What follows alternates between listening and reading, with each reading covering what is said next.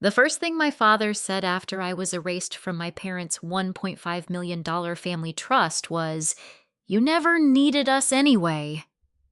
If that was true, why had my grandfather left behind a sealed amendment that could only be opened if my name disappeared from the trust? Why did my parents suddenly look nervous the moment the attorney held up that envelope? And what could possibly be inside that made my grandfather predict this betrayal years before it happened? As attorney Daniel Harrison broke the wax seal, he looked directly at my parents and quietly said, "Mr. George Wells expected this exact day. If you're listening from outside the United States, I genuinely love to know where you're watching from. Leave your country and your local time in the comments. I always enjoy seeing how far these stories travel. And if stories about family truth and quiet justice are your kind of journey, I'd be grateful if you'd subscribe and stay with me until the end." I used to think the greatest compliment my parents ever gave me was calling me independent. It took me 35 years to understand it wasn't a compliment at all. It was an excuse not to help me, an excuse to expect more from me, an excuse to give everything to someone else while convincing themselves they were being fair. As attorney Daniel Harrison carefully folded my grandfather's amendment back into its envelope, he asked if everyone was comfortable taking a short recess before he continued with the remaining documents. No one answered immediately. My father stared at the polished conference table as if the grain in the wood had suddenly become fascinating. My mother crossed her arms and forced a smile that fooled no one. Ryan kept rubbing his wedding band with his thumb, something he had done since college whenever he felt trapped in an uncomfortable conversation. I stood near the window overlooking downtown Chicago, watching people walk along the sidewalks below. For a moment, I wondered if any of them had ever discovered that the story they believed about their family wasn't the truth at all, because that was exactly what had happened to me.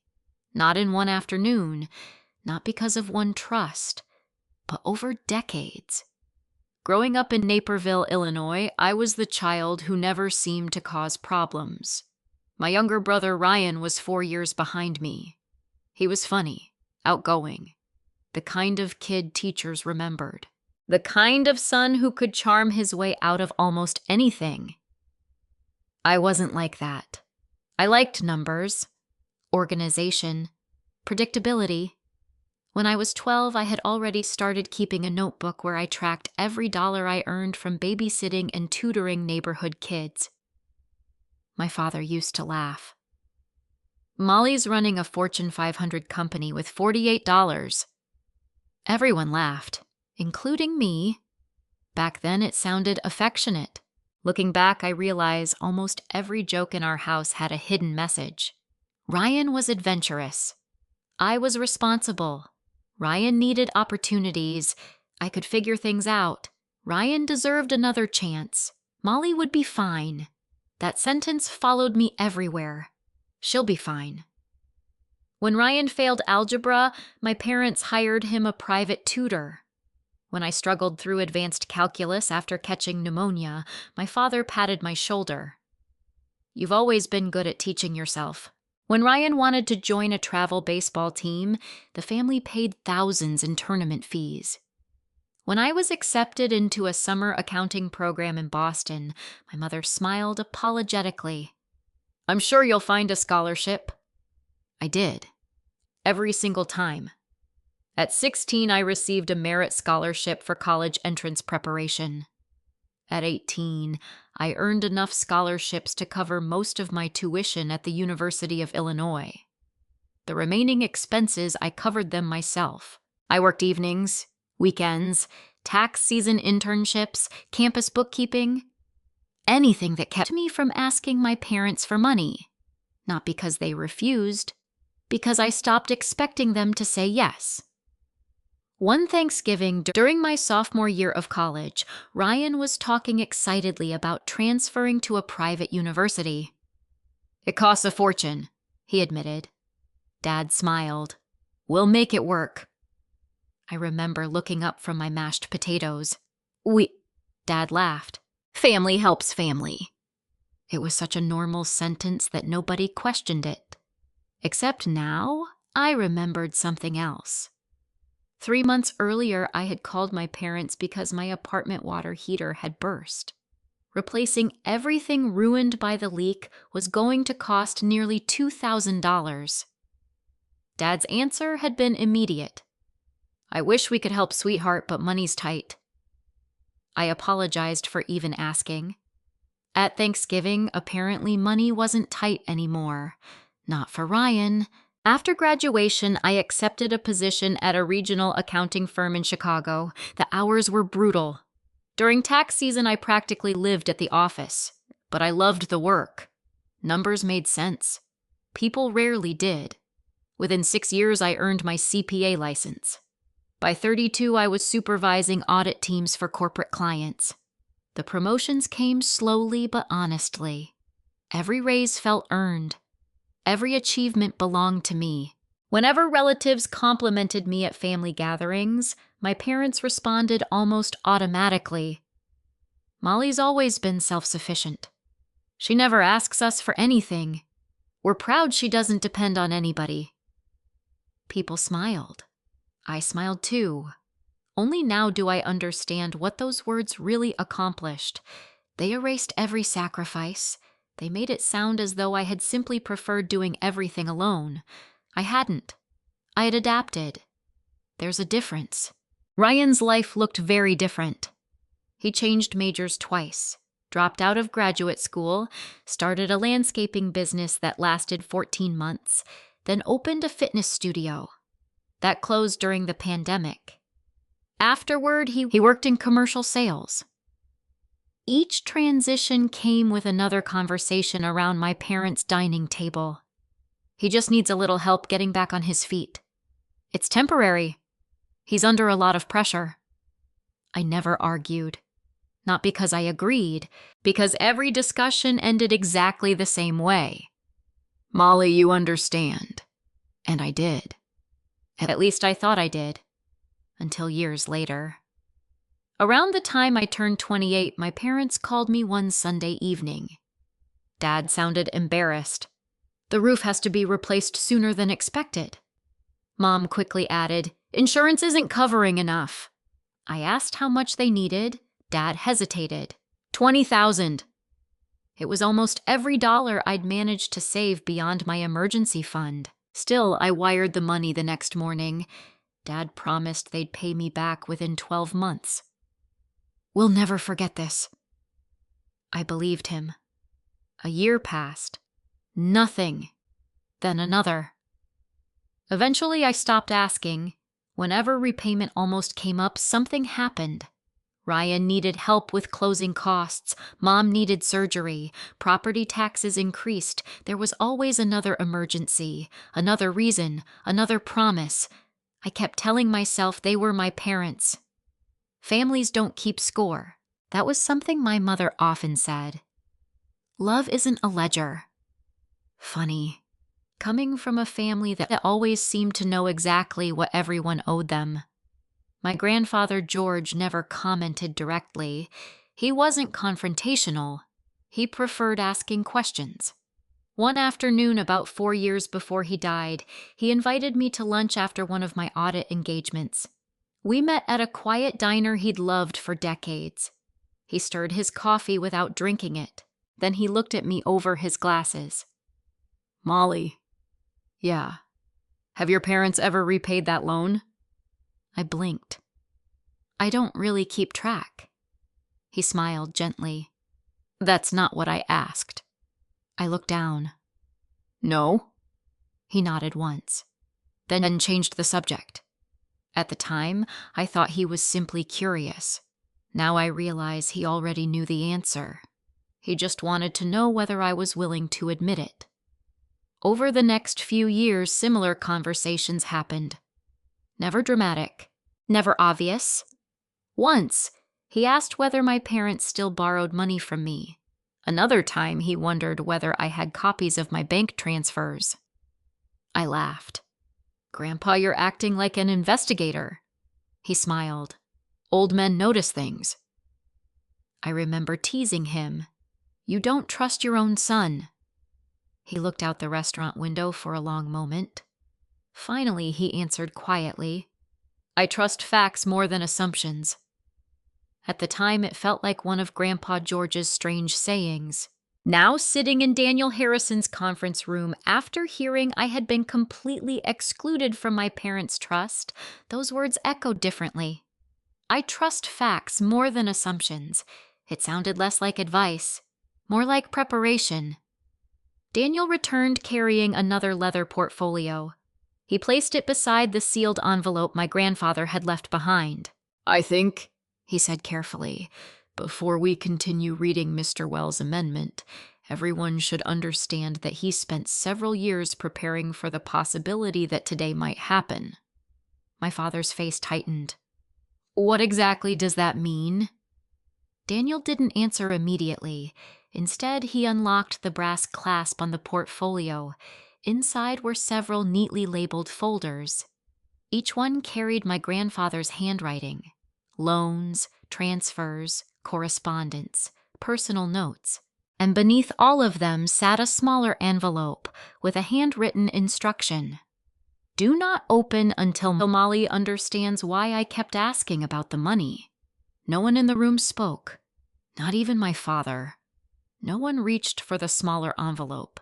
Not me, not my parents, not even Ryan. Attorney Daniel Harrison rested one hand on the leather portfolio and looked around the conference room before speaking. "I want to make one thing very clear." His voice remained calm, almost conversational. "What Mr. George Wells left behind does not alter the family trust created by Thomas and Linda Wells. That trust remains legally valid unless challenged on separate legal grounds." My father leaned back with visible relief. "So we're done here." Daniel didn't move.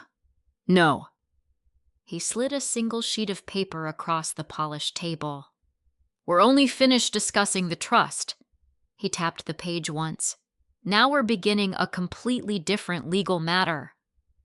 The room became still again. Daniel adjusted his reading glasses and unfolded the first page of my grandfather's handwritten amendment. Unlike the formal trust documents, this wasn't filled with legal jargon. It sounded exactly like Grandpa, plain, careful, intentional. "If this letter is being opened," Daniel read aloud, "then my granddaughter, Molly Wells, has been excluded from the family trust established by her parents." My mother shifted uncomfortably. Daniel continued, "I am not surprised. Neither was I." The sentence hit harder than anything my parents had said all afternoon. Not because Grandpa had predicted it, because he'd written those words years before he died, long before any of us imagined we would be sitting in that room. "I have no authority over Thomas and Linda's trust," Daniel continued reading. "Nor should I. They are entitled to dispose of their own property as they choose." Dad nodded almost triumphantly. "Exactly." Daniel raised one finger. "I'm not finished." Dad stopped talking. "If Molly has been excluded, I instruct my attorney to release the investigative file I have maintained for several years regarding financial transactions between my son, my daughter-in-law, and my granddaughter." Ryan frowned. "Investigative file?" Daniel looked at him. "Yes." The word sounded almost absurd inside a family conference room. Investigative. Not scrapbook, not family records. Investigative. Daniel carefully removed another document. "This amendment was signed 6 years ago." He placed the original on the table. The notarization was unmistakable. Witness signatures, official seal, date. Everything appeared perfectly legitimate. My father stared at it. "I've never seen that before." "I'm aware," Daniel replied. "George instructed me not to disclose its existence unless this exact condition occurred." Mom finally spoke. "George never trusted us," Daniel answered politely. "I believe Mr. Wells trusted evidence." Nobody responded. The next document wasn't handwritten. It was typed. Title, Private Evidentiary Instructions. Daniel explained slowly. Mr. Wells understood he could not control future inheritance decisions made by his children. So, instead, he documented what he believed would become relevant if Molly were treated unfairly. Dad folded his arms. What exactly did he document? Daniel opened the leather portfolio. Everything he personally witnessed. He removed the first folder. Its label simply read loans, then another. Bank records, another. Property payments, another. Email copies, another. Personal observations. There were more, much more. Every folder looked thick. Every folder had dates. Every folder had handwritten tabs. My grandfather hadn't gathered random papers. He had organized them like an accountant preparing for an audit. I almost smiled. Maybe that's why we'd always understood each other. We both believed records told stories that memories couldn't. Ryan looked completely confused. What is all this supposed to prove? Daniel answered honestly. I don't know yet. That surprised everyone. He continued. My responsibility is to disclose the evidence exactly as Mr. Wells instructed.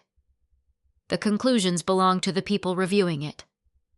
There was something reassuring about that. No dramatic accusations, no emotional speeches, just facts. One document at a time. Daniel opened the first folder. Inside were copies of wire transfer confirmations.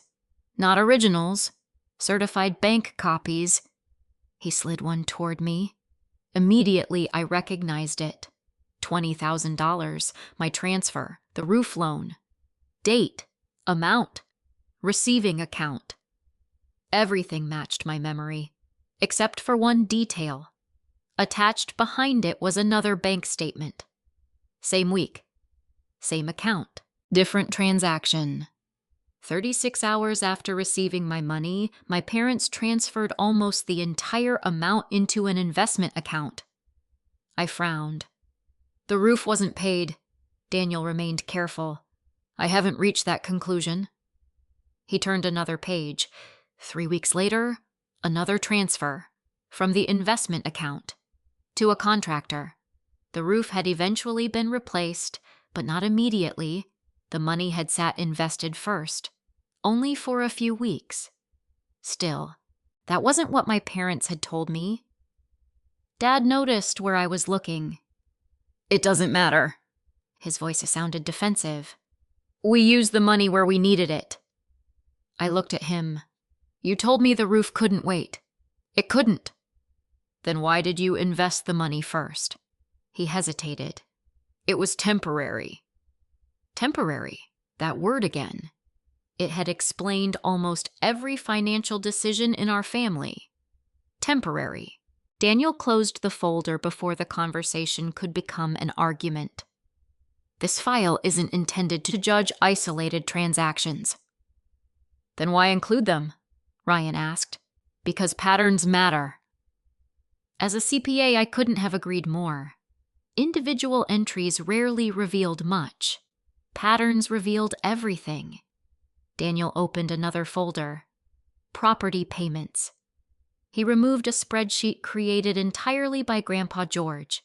Every row listed date, amount, source, purpose, supporting documents. At the bottom of one page, Grandpa had written in blue ink, always follow the original source of funds. I recognized that habit instantly. Every forensic accountant starts with origin, not destination, origin, where the money actually came from. Mom looked irritated. George was obsessed. Daniel didn't argue. Instead, he calmly answered. He was thorough. There was a difference. The next folder surprised even me. Personal observations. Daniel opened it carefully. Each page contained dated notes. Nothing emotional, nothing dramatic, just concise entries. March 14th. Thomas told Molly repayment would occur next spring. No repayment observed. July 2nd, Linda stated Ryan's tuition required emergency assistance. Later learned Molly transferred funds previous week, December 18th. Family praised Molly's independence after declining reimbursement. Repeated behavioral pattern. The notes continued year after year, like field observations, objective, measured, almost clinical. I suddenly realized something. Grandpa hadn't written these to convince anyone. He'd written them so no one could later claim they remembered events differently. Ryan stared at the pages. I never knew any of this. I believed him. His voice carried genuine confusion, not guilt. Confusion. That distinction mattered, because for the first time all afternoon, I wasn't looking at my younger brother as the favorite child. I was looking at another person who might also have lived inside a carefully managed version of our family's history. Daniel closed the observation folder. There is still one item remaining. He reached beneath the stack of documents. Instead of another folder, he lifted a small brushed aluminum box, about the size of a paperback novel. It had no markings except one, a handwritten label, USB archive, Mr. George Wells open, last.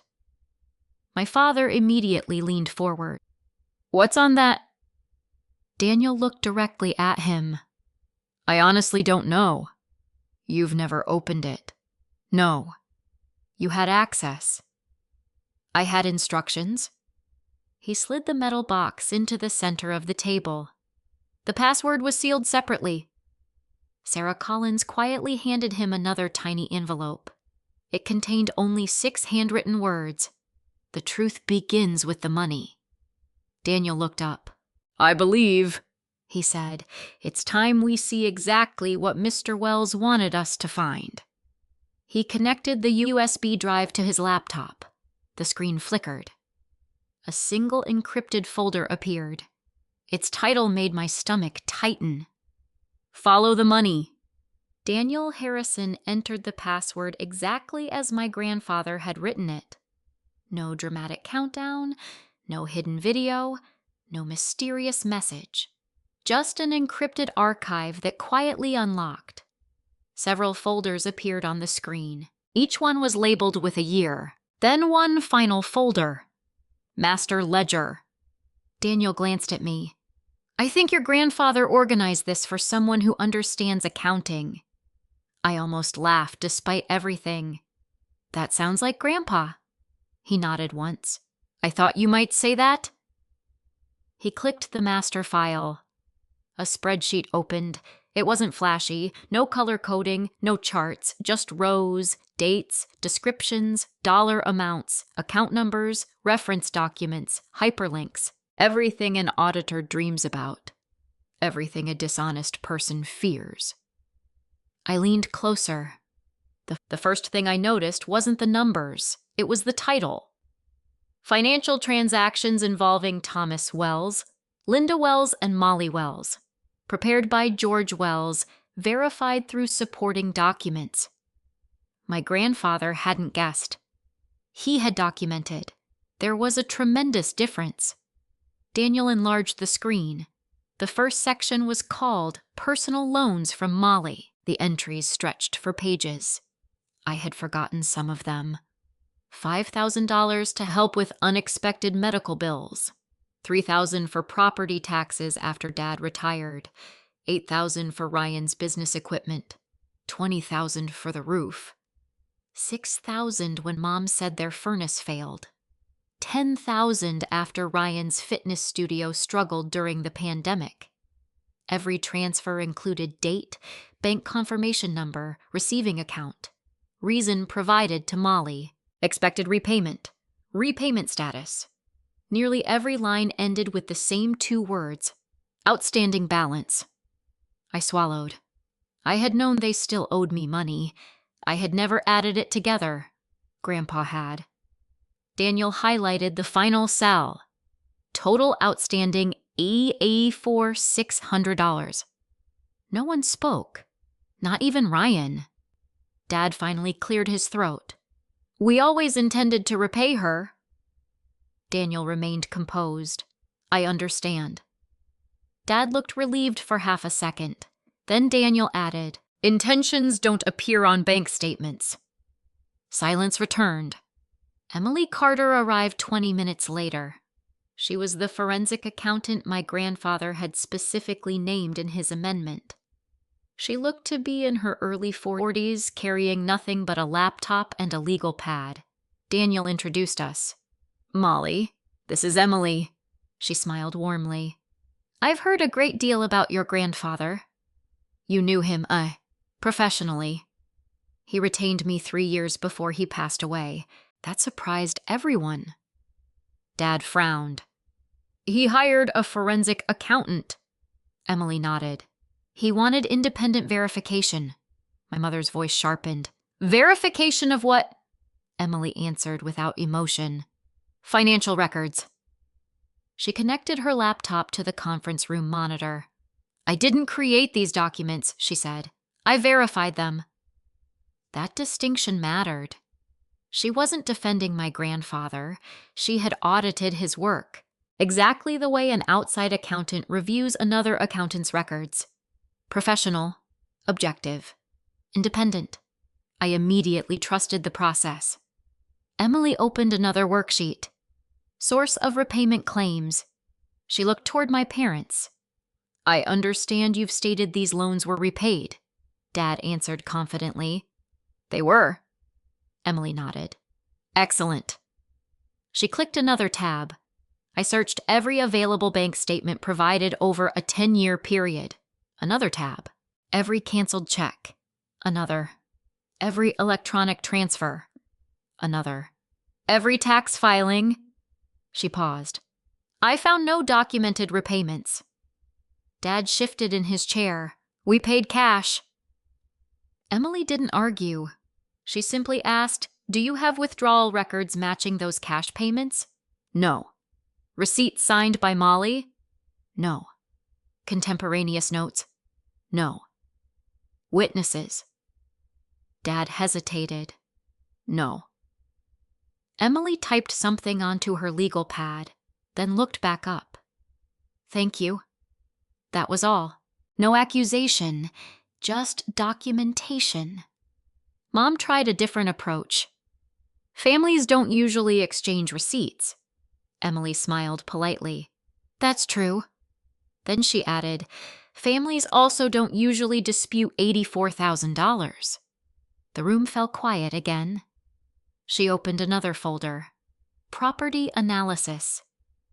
This section interested your grandfather the most. A photograph of my parents' house appeared on the screen. The home looked exactly as I remembered. White brick, blue shutters, beautiful landscaping. Emily zoomed into a timeline beneath the photo. Mortgage balance, home equity, renovations, loan sources, investment contributions. Every improvement over the previous decade had been listed. Kitchen renovation, new roof, finished basement, solar installation, driveway replacement.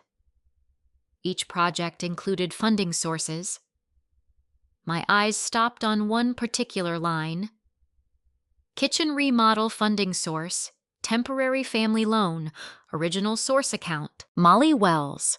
Amount $18,000. I looked at my mother.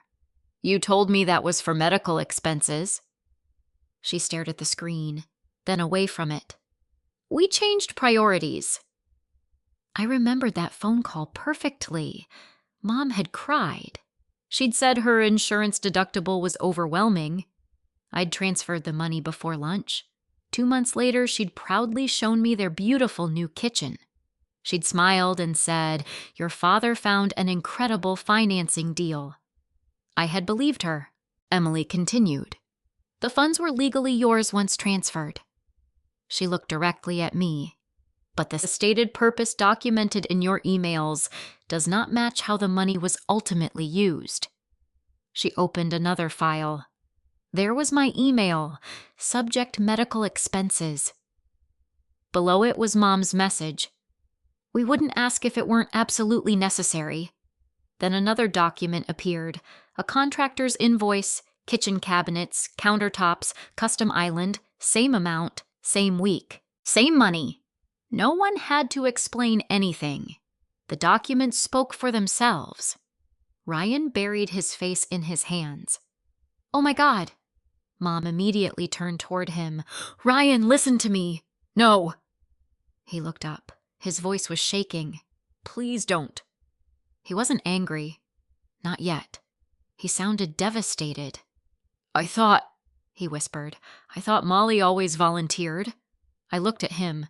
"I did volunteer. For what I believed was true." His shoulders slumped. "I'm sorry." Those were the first genuine words of apology anyone had spoken all afternoon. Emily quietly advanced to the next worksheet. Trust fund contributions. The title caught everyone's attention. Dad leaned forward. "What does this have to do with the trust?" Emily didn't answer immediately. Instead, she highlighted a sequence of transactions. Incoming funds, investment account, transfer, trust contribution. Another sequence, loan from Molly, investment account, trust contribution. Another, loan, investment, trust, again and again and again. The pattern repeated across several years. Not every contribution, but enough to matter. Emily folded her hands. "I cannot state that Molly directly funded this trust." She chose every word carefully. "What I can state is that multiple documented loans from Molly substantially improved the Wells household's cash flow during periods immediately preceding significant trust contributions. As an accountant, I understood exactly what she meant. Money is fungible. If someone else pays your emergency expenses, your own money becomes available for something else, including building a trust. No laws had necessarily been broken, but the narrative my parents had repeated for years suddenly looked very different. This wasn't simply their money. Not entirely. Some of the financial stability that allowed them to build that trust had come from me, while I was being told they couldn't afford to help me. Daniel slowly closed the spreadsheet. "There is one more issue." Dad sighed heavily. "Of course there is." Daniel ignored the comment. Mr. Wells believed someone might eventually argue that Molly willingly gave these funds as gifts. He opened another folder. "This next section addresses exactly that question." Across the screen appeared dozens of scanned emails. Each one carried nearly identical language. "We'll pay you back. Just give us a little time. We'll make this right. This is only a loan." I felt something tighten in my chest. For years, I hadn't questioned those promises. Not because they were believable, because they came from my parents. Daniel looked around the room. "If these were gifts," he said quietly, "why did Thomas and Linda repeatedly describe them as loans in writing?" No one answered, because there wasn't an answer. Only another uncomfortable truth waiting inside the next folder. Its name was simple. Family Contribution Agreement. No one reached for the keyboard. The words, Family Contribution Agreement, sat in the middle of the screen like they belonged to someone else's family, not mine.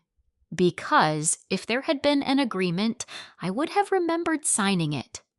I had spent my entire career reviewing contracts. Reading the fine print wasn't just a habit. It was part of who I was. Daniel Harrison looked around the conference room. "Before I open this folder, I need to explain something."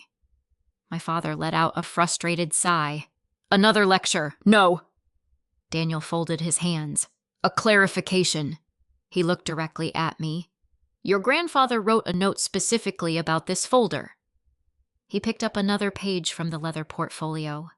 George Wells' handwriting was immediately recognizable, large, steady, deliberate. Daniel read aloud.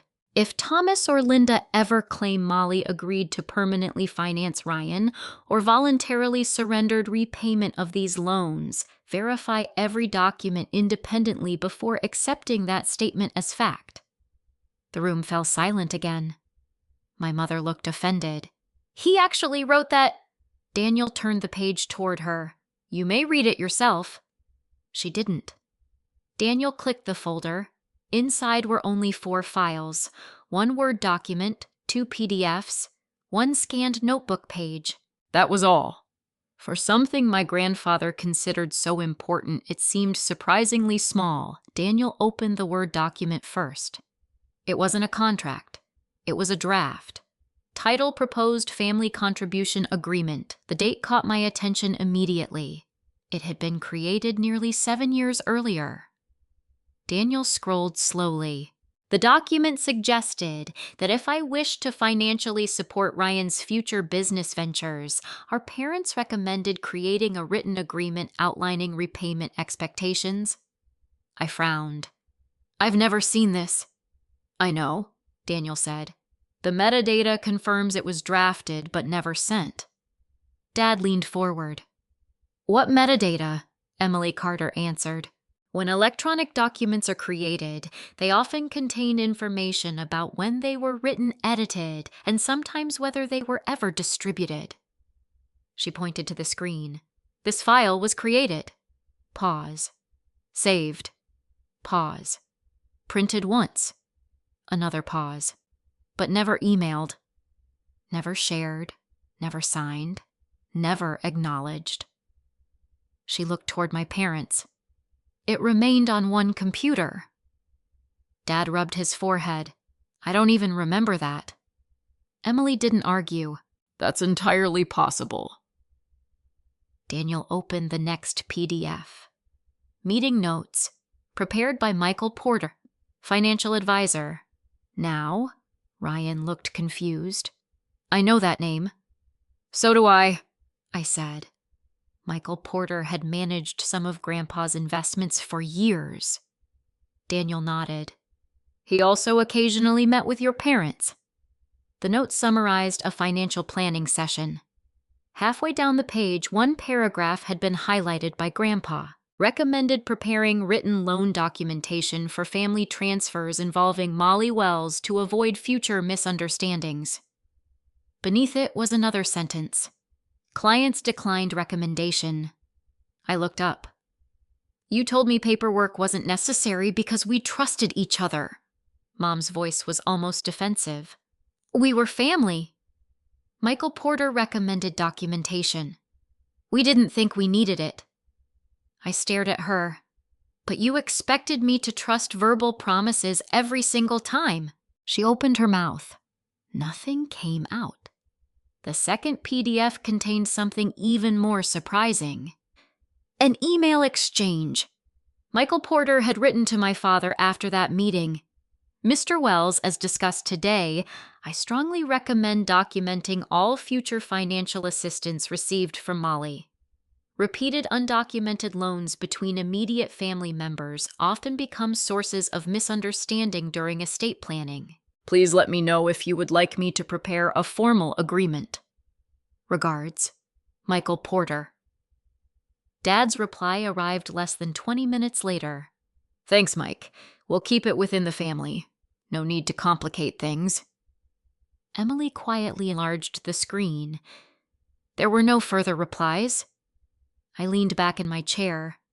For years, I had believed we avoided paperwork because everyone trusted one another. Now it looked different. Paperwork had been avoided because paperwork creates evidence. Ryan broke the silence. So Grandpa knew about this. Daniel nodded. He received copies during an annual investment review. Ryan looked genuinely stunned. He never told me. No, Daniel replied. He believed someday the documents would speak more clearly than an argument. That sounded exactly like Grandpa. He hated shouting. He preferred records, facts, patience. Daniel opened the final file. It wasn't typed. It was a scanned notebook page written entirely in Grandpa's handwriting. The title simply read Observations. No dates, no legal language, just thoughts. Daniel hesitated before reading. I believe Mr. Wells intended these to explain his reasoning, he began. Molly never refuses because she expects repayment. She says yes because she believes helping family is the right thing to do. Thomas and Linda increasingly mistake generosity for obligation. I look down. Those words hurt more than the bank statements, because they described something I hadn't been able to explain even to myself. I hadn't loaned money expecting profit. I had done it because I loved my family. Somewhere along the way, that love became predictable, and predictable generosity eventually became expected generosity. Daniel continued. Ryan does not appear to understand where much of the financial stability surrounding him actually comes from. Ryan swallowed hard. I didn't. No one doubted him anymore. He wasn't pretending. He genuinely hadn't known. Grandpa had seen that years before any of us had. If Ryan someday learns the truth, Daniel read, I hope he remembers that manipulation can deceive the beneficiary as easily as the benefactor. Ryan quietly wiped at his eyes. I don't even know what to say. I finally spoke. You don't have to defend yourself. I'm not trying to. I know. That was probably the first completely honest conversation we'd had as adults. Dad suddenly pushed his chair back. This has gone far enough. Daniel remained seated. We're reviewing documents. George is gone. Yes. So why keep dragging this out?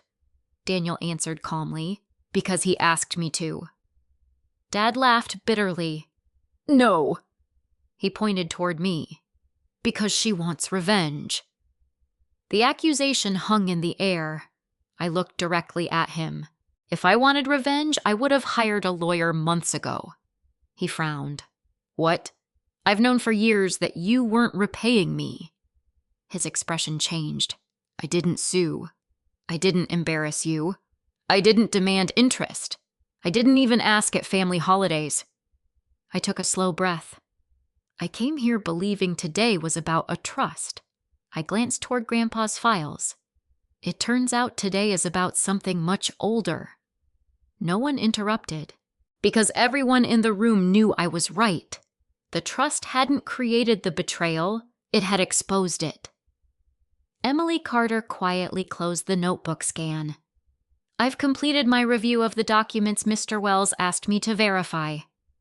Daniel looked at her. Your opinion. She spoke carefully. I have found no evidence that Molly intended these transfers to be gifts. She paused. I have found repeated written representations describing them as loans. Another pause. I have found repeated recommendations from financial professionals to document those loans. And I have found repeated decisions not to create those documents. She looked toward my parents. I cannot determine intent. But I can determine consistency. She turned one page on her legal pad. The documentary evidence is remarkably consistent. As an auditor, I knew exactly what that meant. When dozens of unrelated records tell the same story independently, it becomes increasingly difficult to argue coincidence. Sarah Collins quietly stepped into the room, carrying a sealed envelope that hadn't been there before. She handed it to Daniel. It arrived from storage. Daniel looked surprised. I wasn't expecting this until tomorrow. He examined the label. My grandfather's handwriting again, only 7 words. Open only after Ryan hears the truth. Ryan looked at Daniel. What's in it? Daniel slowly turned the envelope over. I honestly don't know. He carefully broke the seal. Inside was a single handwritten note and a small brass key taped to the paper. Daniel unfolded the note. His eyes moved across the page. For the first time all afternoon, Attorney Daniel Harrison looked genuinely surprised. Daniel Harrison read the note once, then a second time. He didn't speak immediately.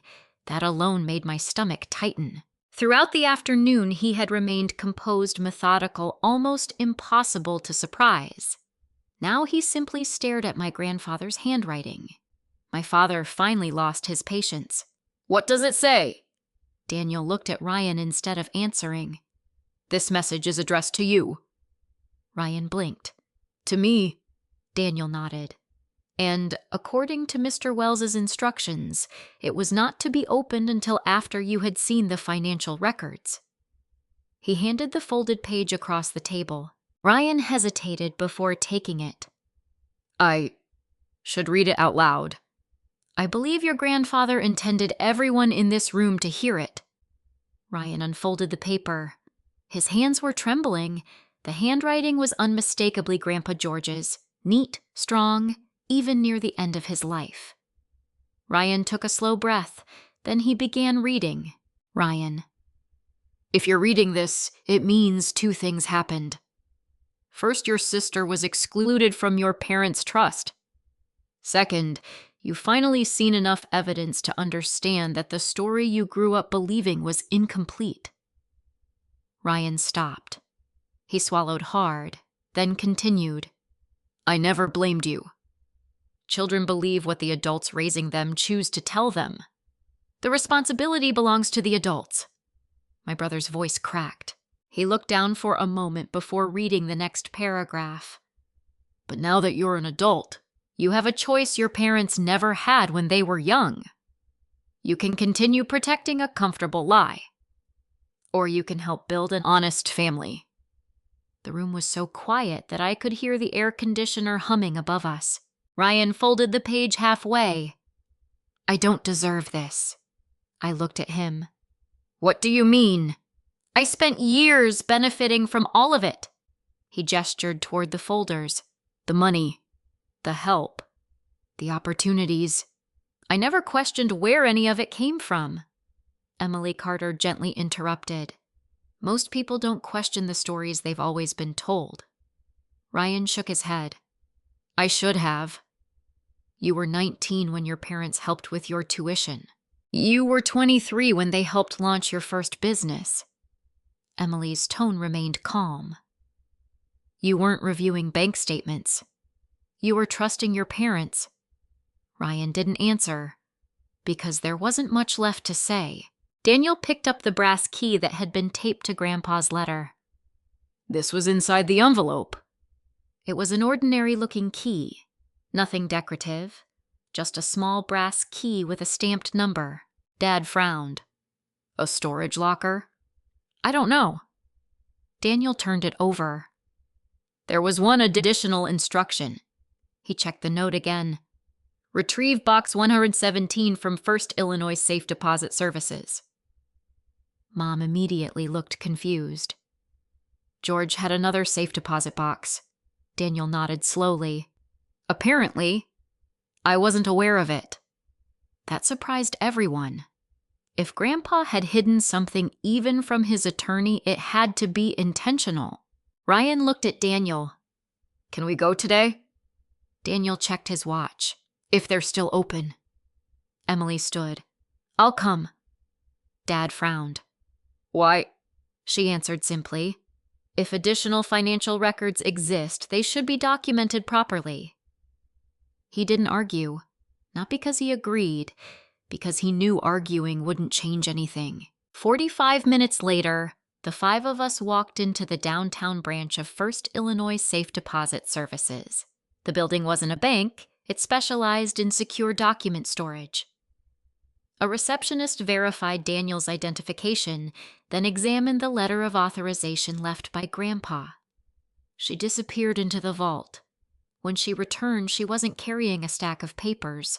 She was carrying a small gray metal box, about the size of a shoebox. The number on the front matched the key. She placed it on a private conference table. This has remained sealed since Mr. George Wells rented the box. Daniel unlocked it. The lid opened without resistance. Inside were only 3 things: a thick manila envelope, a leather-bound notebook, and an external hard drive. No cash, no jewelry, no stock certificates. Just records. I smiled despite myself. That was Grandpa. The manila envelope was labeled, "For Molly." My heart skipped. Daniel looked at me. This belongs to you. I carefully opened it. Inside was a handwritten letter. Not legal instructions, not evidence, a personal letter.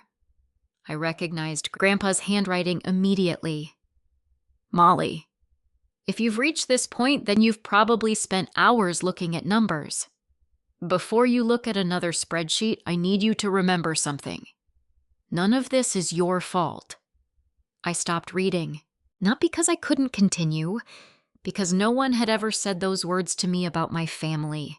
Not once. For years, I'd quietly wondered whether I'd somehow created this imbalance, worked too hard, asked for too little, made it too easy for everyone to assume I didn't need anything. Grandpa had apparently seen that struggle long before I admitted it to myself. The next paragraph hit even harder. You have always confused being capable with being responsible for everyone else's choices. I closed my eyes. He was right. Every loan, every favor, every sacrifice, I'd told myself I was simply helping. But I'd never stopped to ask whether helping had quietly become enabling. Ryan spoke softly. What else did he write? I looked at him. I'm not ready. No one objected. Daniel simply nodded. That's your letter. For the first time that day, something belonged only to me. Not because it had monetary value, because Grandpa had intended it that way. Emily opened the leather notebook. Every page contained dated entries, not about family arguments, not about emotions, about conversations. Each entry listed date, location, who was present, what was said. Sometimes only a few sentences, sometimes several pages. Emily flipped carefully through them. These aren't financial records. Daniel looked over her shoulder. No, they're observations. My father sighed. More observations. Emily shook her head. No! She pointed to one page. These are contemporaneous notes. As an accountant, I immediately understood the significance. Notes written at the time an event occurred generally carry far more weight than memories recalled years later. Grandpa hadn't reconstructed history. He'd recorded it as it happened. Then Emily stopped turning pages. She stared at one particular entry. What is it? Daniel asked. She slid the notebook toward him. He read silently. His expression changed, not dramatically, just enough for me to notice. What? Daniel looked up. This entry references a conversation I wasn't aware of. When? 8 years ago. About what? He hesitated, then answered carefully. According to Mr. Wells' notes, he looked at my parents. Thomas and Linda once discussed removing Molly from future inheritance planning years before the trust was finalized. Mom immediately spoke. That's ridiculous. Dad added, It was just a conversation. Daniel raised an eyebrow. I haven't finished reading. He looked back down at the notebook, then quietly continued. And according to Mr. Wells, someone else was present during that conversation. Everyone instinctively looked around the room. Daniel slowly closed the notebook. It wasn't Ryan. He paused. It was Michael Porter, the same financial advisor who had recommended documenting every loan, the same advisor whose meeting notes had already contradicted my parents' version of events. If Grandpa's notebook was accurate, there was now someone outside our family who might be able to confirm exactly what had been discussed 8 years earlier. And suddenly I understood why Grandpa had preserved every relationship, every note, and every name. He hadn't been preparing for a family argument. He had been preparing for independent witnesses. For the first time that day, my father looked genuinely worried. Not angry, not defensive. Worried. There was a difference. Anger had carried him through every uncomfortable question so far. Worry arrived only when Daniel mentioned someone outside our family, someone with no financial interest, Someone whose memory wasn't tied to loyalty or guilt. Michael Porter. Dad broke the silence first. Michael isn't going to remember a conversation from 8 years ago. Daniel looked at him calmly. Perhaps. But we don't need him to remember. Dad frowned. What does that mean? Emily Carter answered before Daniel could. Financial advisors are required to maintain detailed client records. She looked toward my father. If Mr. Porter documented that meeting, his notes may exist independently of Mr. Wells's records. I watched something change in Dad's expression. He knew exactly what she meant. Independent documentation, not Grandpa's version, not mine, not his, someone else's. Daniel excused himself to make a phone call. When he returned 15 minutes later, he carried only a single sheet of paper. I spoke with Michael Porter. Ryan sat forward. He remembers. Daniel shook his head. He remembers the meeting. He does not remember every detail. Dad smiled for the first time all afternoon. There you go, Daniel continued. But he located the original client file. The smile disappeared. He has agreed to meet with all of us tomorrow morning. Mom immediately objected. Why would we do that? Daniel answered without hesitation. Because everyone here claims to want the truth. No one responded. The next morning I arrived at Porter's financial advisory 15 minutes early. It was a quiet office in Oak Brook. Nothing extravagant. Bookshelves lined one wall. Family photos decorated another. Michael Porter looked older than I remembered.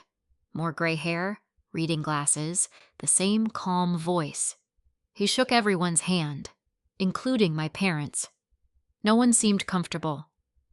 After everyone sat down, Michael placed a thick client file on the conference table. I haven't looked at this in years. He opened it carefully. The file has remained archived exactly as it was. He smiled politely.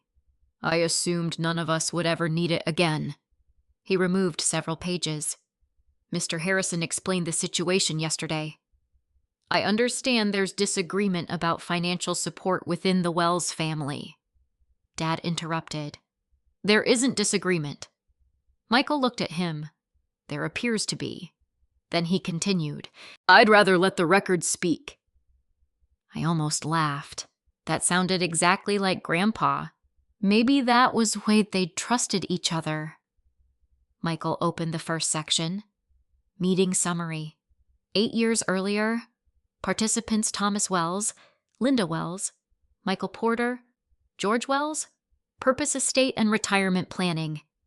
He adjusted his glasses. I routinely summarize major recommendations after each planning meeting. He looked toward my parents. I also note significant concerns. Mom crossed her arms. We know how records work. Michael ignored the comment. He began reading. Discussion regarding future distribution of family assets. Mr. Thomas Wells expressed concern that Molly Wells had become financially independent. Mr. Wells stated she would likely require little future assistance. He turned another page. Discussion shifted toward Ryan Wells. He was described as needing ongoing financial support. I listened quietly. Nothing surprising so far. Then Michael reached the next paragraph. His voice slowed. Mr. George Wells questioned whether Molly's prior financial assistance to the family had been fully considered. No one moved. Michael continued. Thomas Wells responded that previous assistance was voluntary and therefore should not influence future estate planning. Grandpa apparently disagreed. Michael read the next sentence. George Wells expressed concern that repeated voluntary assistance could become an expectation rather than a choice. I felt my chest tighten. Grandpa had recognized the pattern years before I did. Dad leaned forward. That's missing context. Michael looked at him. It may be. Those are summary notes. They are. But they were written immediately following the meeting. Dad shook his head. I meant something different. Michael answered honestly. That is possible. Then he added something I wasn't expecting. Fortunately, he reached deeper into the folder. I rarely rely only on summaries. He placed a small digital recorder onto the table. Everyone stared. Ryan looked confused. You recorded meetings? Michael nodded. With client consent? He turned toward my parents. You both signed the disclosure. Mom's face lost all color. I don't remember that. Michael opened another folder. There are your signatures. There they were. Both of them. Initials beside the recording authorization, signed 8 years ago. Dad slowly leaned back in his chair. Michael inserted a memory card into his laptop. I haven't listened to this recording since that meeting. The audio began, static, then voices. Grandpa, Dad, Mom, Michael. It felt strange listening to people who didn't know one day they'd be sitting in judgment of their own words. The discussion started exactly as Michael's notes described. Retirement, taxes, estate planning, investment returns. Nothing unusual. Then Grandpa asked the question, "What about Molly?" Dad answered almost immediately, "Molly's going to be fine." The room around us became perfectly still. Grandpa asked another question. Shouldn't prior loans be acknowledged? Dad sighed on the recording. George, Molly chose to help, Grandpa replied. Did she choose to become your backup plan? No one spoke in our conference room, only the recording continued. Then came the sentence that changed everything. Mom's voice, clear, undeniable. If we keep repaying Molly every time she helps, she'll never stop helping. No one breathed. Not even Ryan. The recording continued. Dad laughed quietly. Besides, Molly hates conflict. She'll never ask. I closed my eyes. I remembered every one of those phone calls, every promise, every apology, every explanation. And now I knew why repayment had never happened, not because they couldn't, because they didn't think I'd force the issue. Ryan covered his mouth. Oh my God! Mom immediately reached toward him. Ryan! He pulled his chair back. No! His voice wasn't angry. It was heartbroken. I defended you. He looked from our mother to our father. For years. I thought Molly didn't care about the money. He turned toward me. I thought you just liked helping. I answered quietly. I did. I just didn't realize everyone else had started counting on it. The recording wasn't finished. Grandpa's voice came again. If Molly discovers this someday, Dad interrupted. She won't, Grandpa asked calmly. And if she does, there was a long silence. Then Dad answered with a confidence that still made my stomach hurt. She loves us too much to make it a problem. The recording ended. No shouting, no dramatic confrontation. Just quiet certainty. Certainty that my love would always outweigh my self-respect. For years, it had. No one spoke for nearly a full minute. Finally, Michael removed the memory card from the laptop. I believe you've now heard the entire conversation. Dad stared at the table. Mom wiped tears from her face. Neither of them denied a single word. Because they couldn't. The evidence didn't come from Grandpa. It came from their own voices. Daniel Harrison closed the client file. I believe we've reached the point where litigation would likely benefit no one. Dad looked up. You expect us to just write Molly a check? Daniel answered carefully. No. I expect everyone to decide what kind of family they want to be after today. He paused. However, he slid a prepared document across the table. There are outstanding legal issues that still require resolution. The title caught my attention immediately. Settlement Proposal. I picked it up. It wasn't about the family trust. It wasn't about inheritance. It wasn't even about punishment. It was a proposal requiring my parents to formally acknowledge every documented loan, establish a repayment schedule, and sign a sworn statement confirming that none of those transfers had ever been intended as gifts. Before anyone could speak, my father quietly asked a question I never thought I'd hear. "Molly." He looked at me for the first time that day without defensiveness. "If we sign this, is there still any chance you'll let us be part of your life?" No one expected me to answer immediately. Not Daniel, not Ryan, not even my parents. The question lingered in the room longer than it should have. "If we sign this, is there still any chance you'll let us be part of your life?" For 35 years, I had answered almost every difficult question from my parents as quickly as I could. "Yes, of course. Don't worry about it. I'll figure something out." This time I didn't. I took a slow breath before speaking. "I don't know." It wasn't meant to punish them. It was simply the truth. "I've spent so many years trying to earn a place in this family that I honestly don't know what a healthy relationship with any of you would even look like." My father lowered his eyes. He didn't argue. For the first time in my life, he simply listened. Daniel slid the settlement proposal toward my parents. "I strongly recommend you read every page before making a decision." The document wasn't complicated. There were no impossible demands, no inflated damages, no threats. The proposal recognized every documented loan that had been verified through bank records and written correspondence. It deducted several smaller amounts that lacked sufficient documentation, even though Grandpa believed they had occurred. Emily Carter had insisted on that.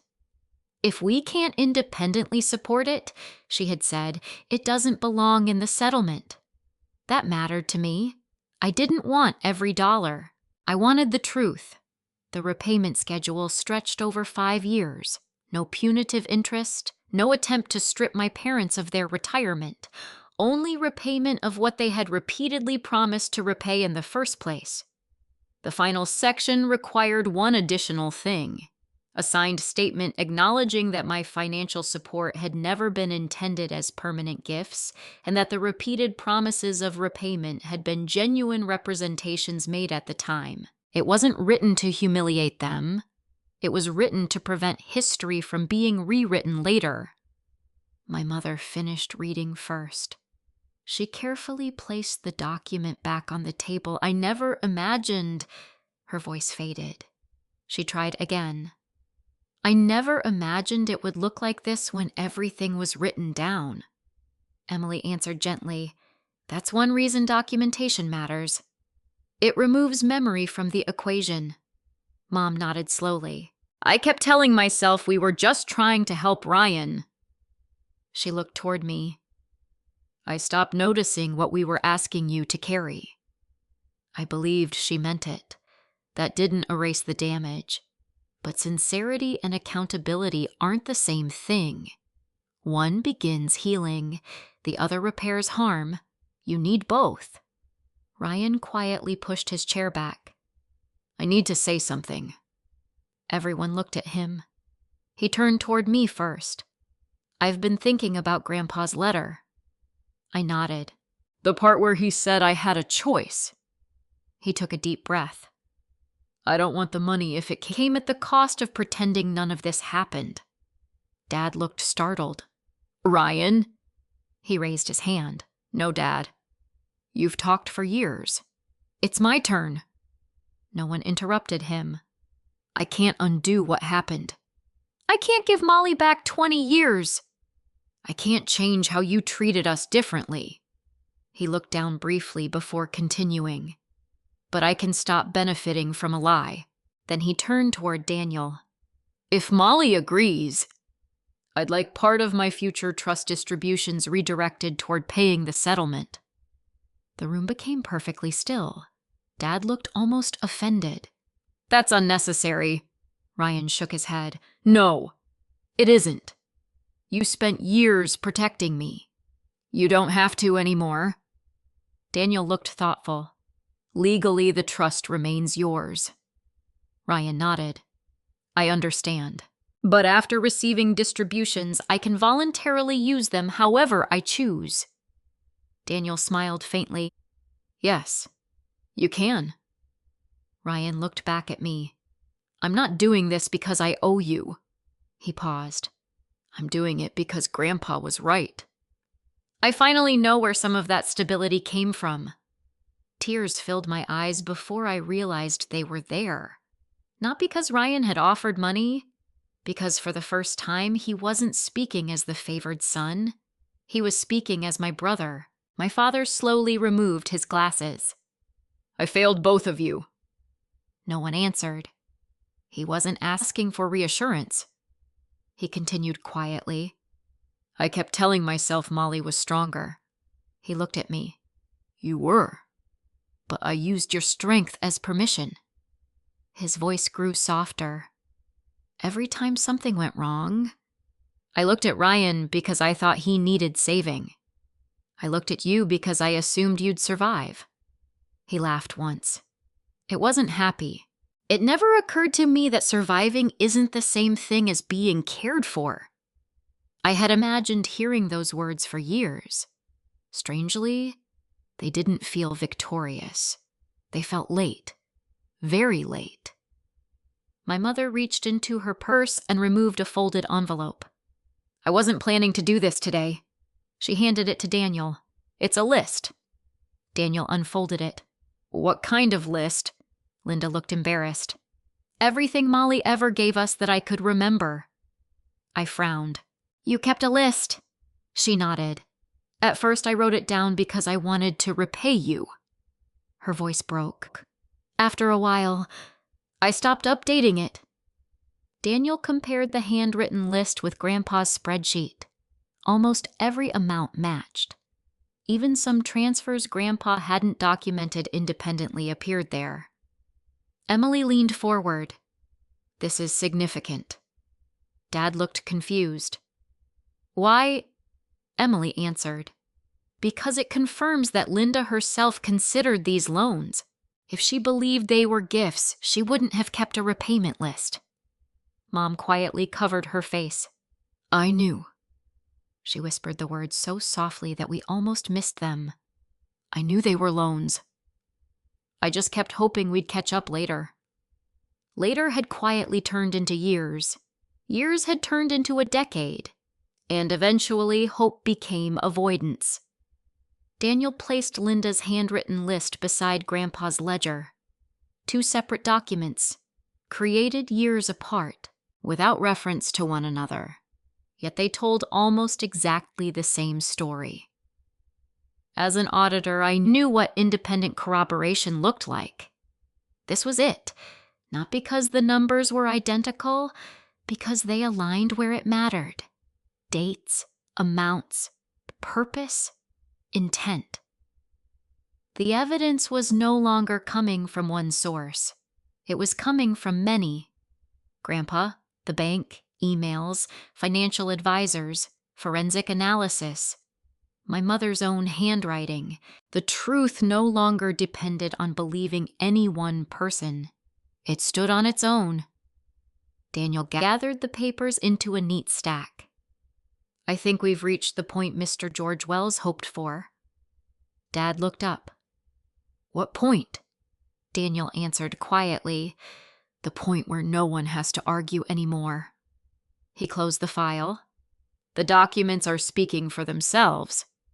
As everyone began standing, Daniel reached into the leather portfolio one final time. I almost forgot. He held up a sealed white envelope, smaller than all the others. No legal markings, no instructions. Only 5 handwritten words. To be delivered after settlement. My name appeared beneath them. Molly Wells. I didn't open the envelope. Not there. Not with everyone watching. For years, I'd lived in a family where every emotional moment became public property. Someone cried. Everyone discussed it. Someone apologized. Everyone weighed in. Someone made a sacrifice. Everyone decided what it should mean. I wasn't doing that anymore.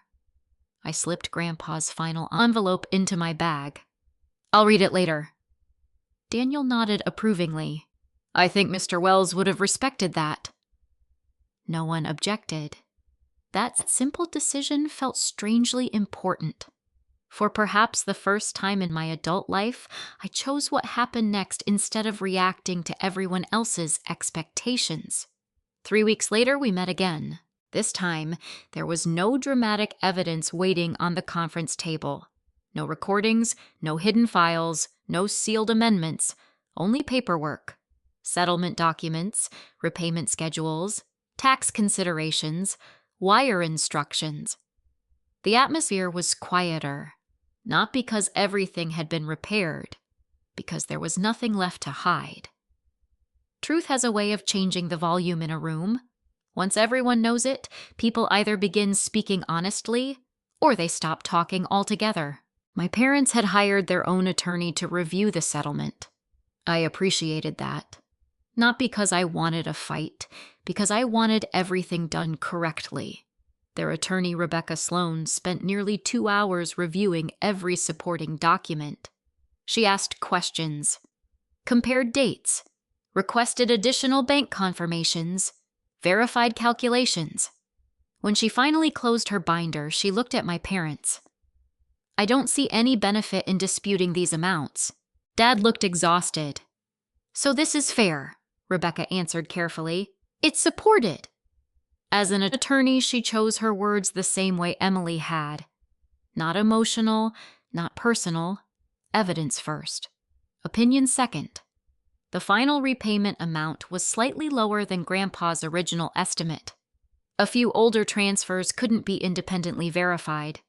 Emily recommended removing them. I agreed immediately. Dad looked surprised.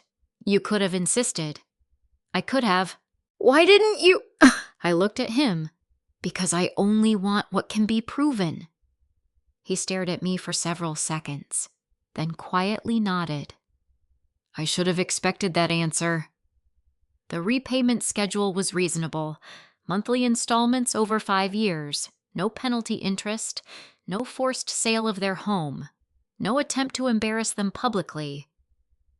Rebecca asked me one question before signing. Why weren't you seeking more? I smiled. Because this was never about maximizing recovery. She tilted her head. Then what was it about? I thought about Grandpa, his notes, his amendment, his endless patience. The truth. She smiled. That's a surprisingly rare answer. After everyone signed, Daniel gathered the documents. It's finished.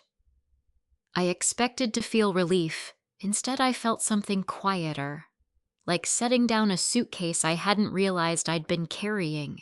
Not joy, not triumph, just space. Space where resentment had lived for years. Ryan walked with me to the parking garage afterward. For several minutes, neither of us spoke. Finally, he broke the silence. I've been thinking about something. What? The trust. I glanced at him. What about it? I don't want it to become another wall between us. I smiled faintly. It doesn't have to. He leaned against his car. I met with an estate attorney last week. That surprised me.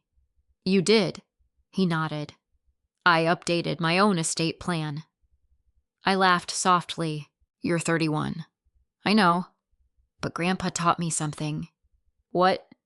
If you don't write your values down, someone else writes the story for you. That sounded exactly like Grandpa. Ryan continued. My wife and I changed everything. No favoritism. No assumptions. If we ever have children, they'll each know exactly why every decision was made. I felt my eyes sting again. Not because of the money, because cycles don't end through speeches. They end through different decisions. A week later, my father asked if we could meet. Just the two of us. I almost declined. Then I remembered something Grandpa had written. Boundaries protect relationships. They don't prevent them. We met at a small park near the cemetery where Grandpa was buried. Dad arrived carrying 2 coffees, just like he had when I was in high school before early softball practices. For a moment, it almost felt normal. Almost. We sat on a bench overlooking the pond. Neither of us hurried to speak. Finally, he did. I've replayed that recording 100 times. The one from Michael Porter's office. I nodded.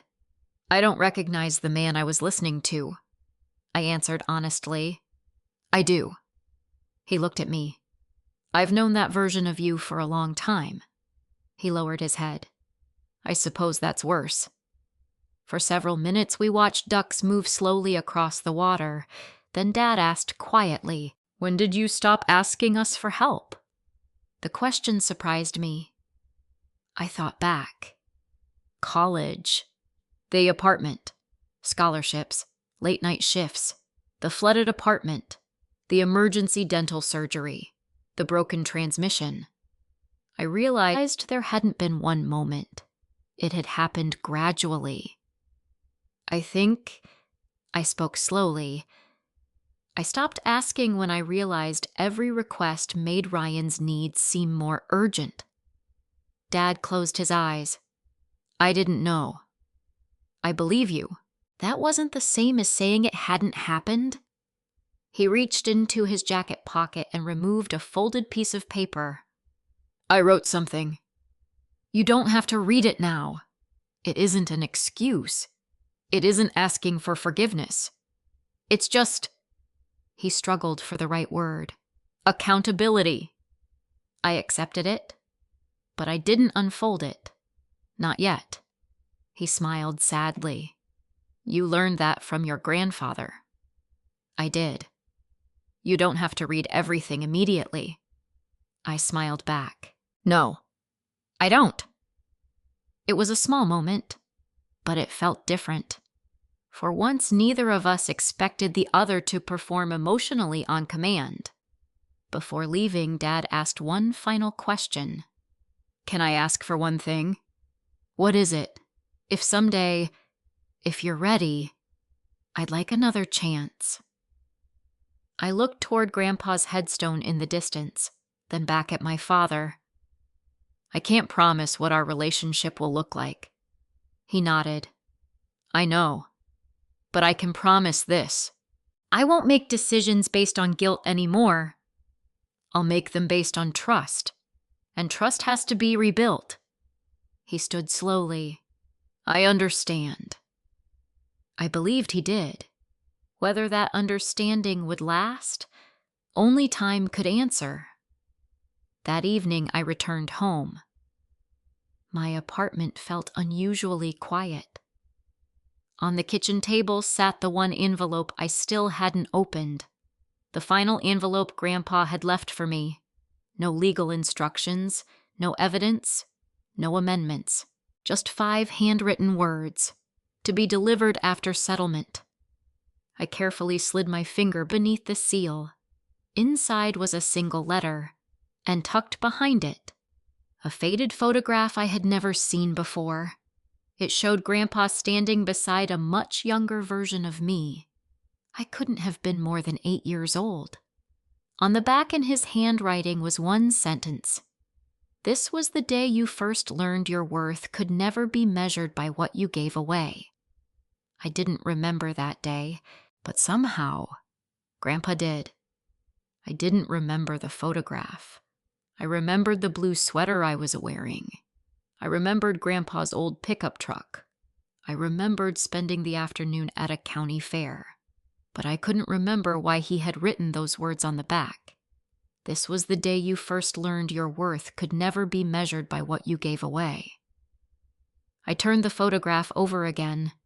There was nothing else. No explanation. No date beyond the year. No legal instruction. Just a memory that clearly meant far more to my grandfather than it did to me. I unfolded the letter. Unlike the amendment, the financial notes, or the investigative files, this one wasn't written for a courtroom. It was written for his granddaughter. Molly, If you're reading this, then the documents have already done their job. If they haven't, this letter won't help. Facts must stand on their own. I smiled through tears. That was exactly how Grandpa had lived. Never asking people to believe him because he was older, only asking them to look carefully. There is something I need you to understand. The greatest mistake our family made was not lending money. It was confusing love with unlimited access. Your parents began believing your kindness belonged to them.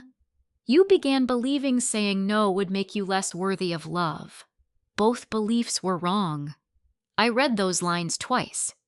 Not because they were difficult to understand, because they explained my entire adult life in 4 sentences. I hadn't been afraid of losing money. I'd been afraid of disappointing the people I loved. Every unnecessary loan, every sacrifice, every promise to figure something out. None of them had been about finances. They had been about belonging. The letter continued. Healthy families say thank you. Unhealthy families begin saying, of course you will. Pay attention to the moment gratitude becomes expectation.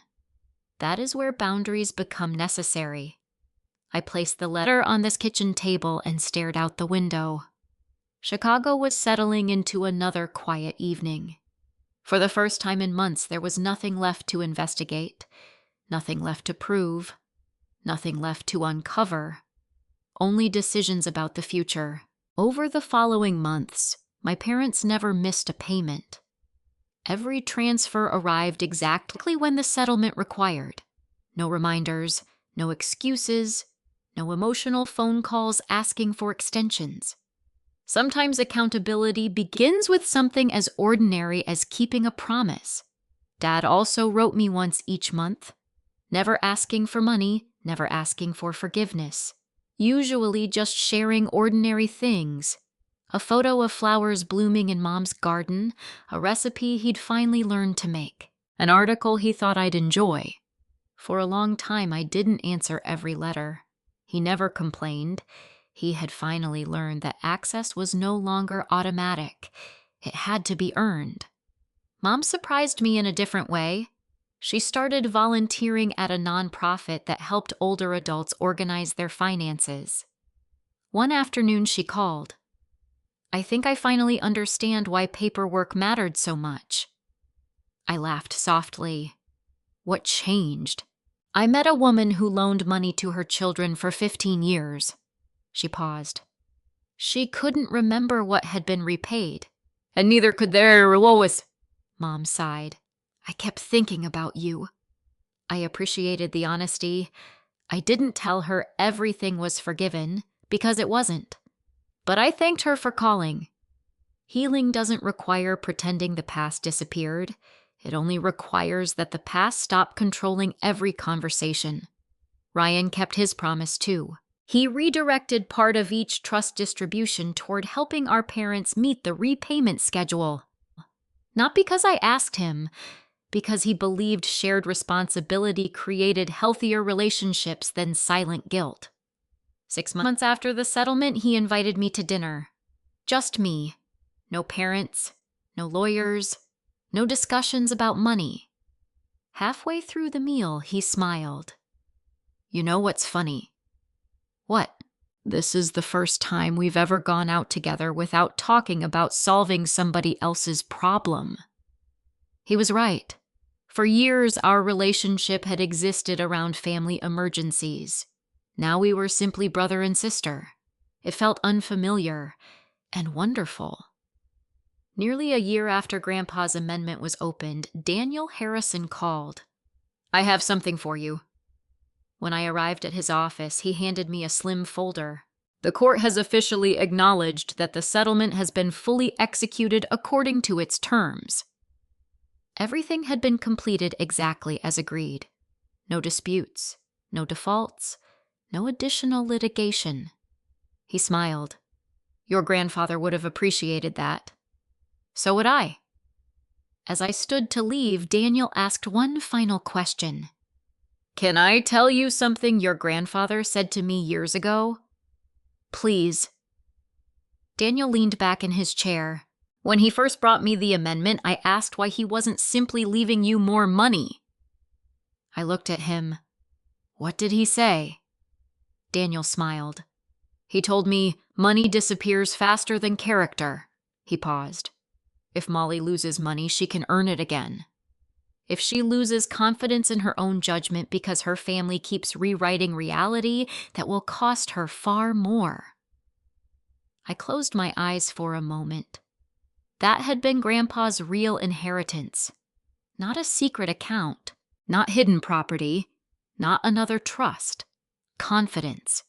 The confidence to trust evidence over manipulation. Facts over guilt. Boundaries over obligation. A few weeks later, I used part of the repaid money to establish a small financial education program through a local community center.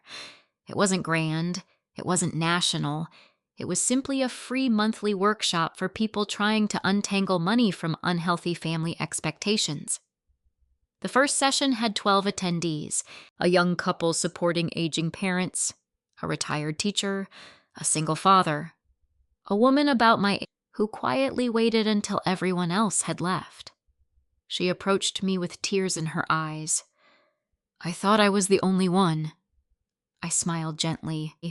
No, you're not. She looked relieved. I keep feeling guilty for saying no. I remembered Grandpa's letter. Then I answered with the lesson it had taken me 35 years to learn. Saying no to being used isn't saying no to loving your family. Sometimes, it's the only way love has any chance of surviving. As I locked the community center that evening, I slipped Grandpa's photograph back into my wallet. I no longer carried it because I needed proof that someone had believed in me. I carried it because it reminded me of something even more valuable. The truth doesn't always give you back what you lost, but it gives you the freedom to stop losing yourself. The hardest part about family betrayal is that it rarely begins with cruelty. More often it begins with small compromises, unspoken expectations, and the belief that the strongest person can always carry a little more. Over time, kindness can quietly become obligation and generosity can be mistaken for unlimited access. If you've ever been the one everyone depended on, I hope this story reminds you that healthy boundaries are not acts of revenge.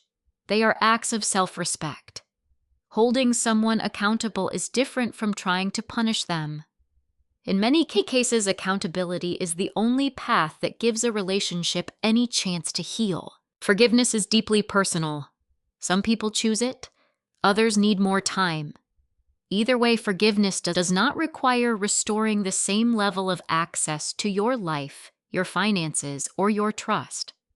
Real reconciliation can only exist when honesty, responsibility, and consistent actions replace excuses. If this story resonated with you, I'd love to hear your thoughts. Have you ever been treated as the responsible one in your family? How did you learn to set healthy boundaries? Share your experience in the comments. Someone else reading it may realize they aren't alone. And if you enjoy thoughtful stories about family justice, resilience, and healing, I'd be honored if you subscribed and joined me for the next journey. This is a fictional story created for entertainment, education, and reflection.